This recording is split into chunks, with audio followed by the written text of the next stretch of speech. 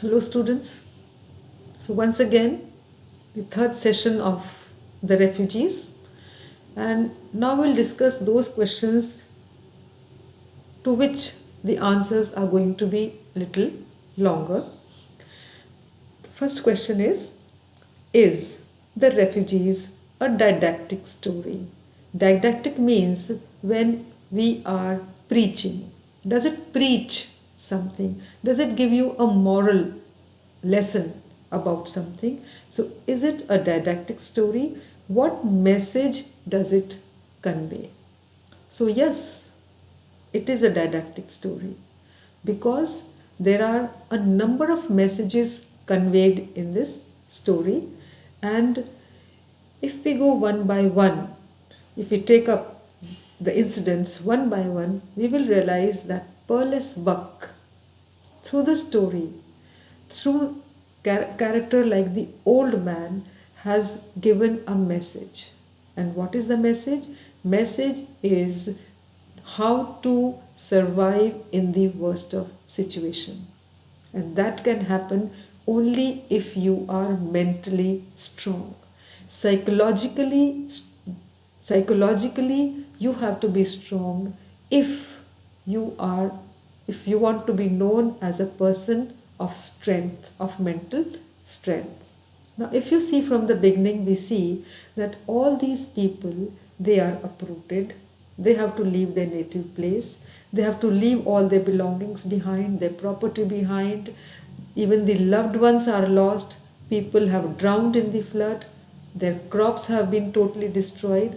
It seems as if it is the end of the world, as if their whole life has come to standstill and there is nothing in front of them. But despite the situation, these people, they pick up whatever is left behind and they go to a safer place. They go to the city.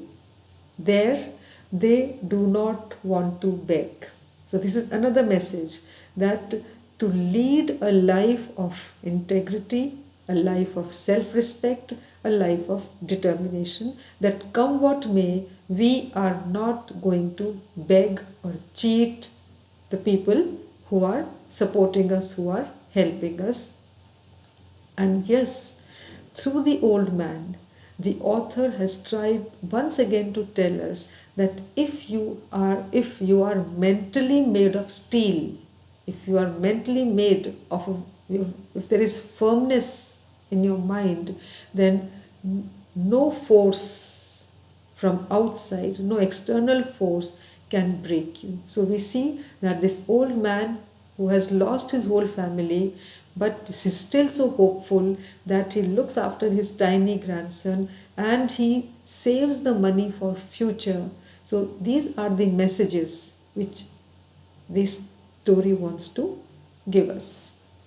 The next question, again a very simple one, but has a lot of meaning. Could one call the old refugee man a beggar? No, we cannot call him a beggar, because one incident very clearly shows, and the incident we discussed in the smaller questions also, that when the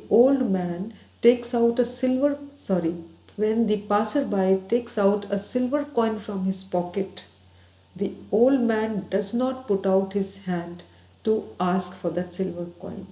The silver coin is given out willingly, although with bitter heartiness, by the passerby. So here the answer is very small, that no, the old man, the old refugee cannot be called as a beggar. Now the third question, and this question will require a full-fledged answer, an answer which should fetch you 20 marks. The answer has to be that long. It's a quotation. These were men and women of which any nation might have been proud, says the narrator about the refugees. Why? And here you have to describe the whole story. You will have to discuss the whole story, but primarily you will be focusing on the character of these people. First, you will describe the physical aspect of them, how they were all looking similar, they were wearing the same kind of clothes, carrying the same kind of articles with them. And then we will have to describe that how these people behaved, how they conducted themselves, how they tried to survive in a native place, but nobody could call them as uh, cheaters. Nobody could call them that they were thieves, they were stealing things. No, they were not even begging for anything. They wanted to work on their own. They wanted to justify their living. They wanted to justify their survival in that place, and they did not want to just they did not want to be just like parasites or somebody who is encroaching on someone else's property.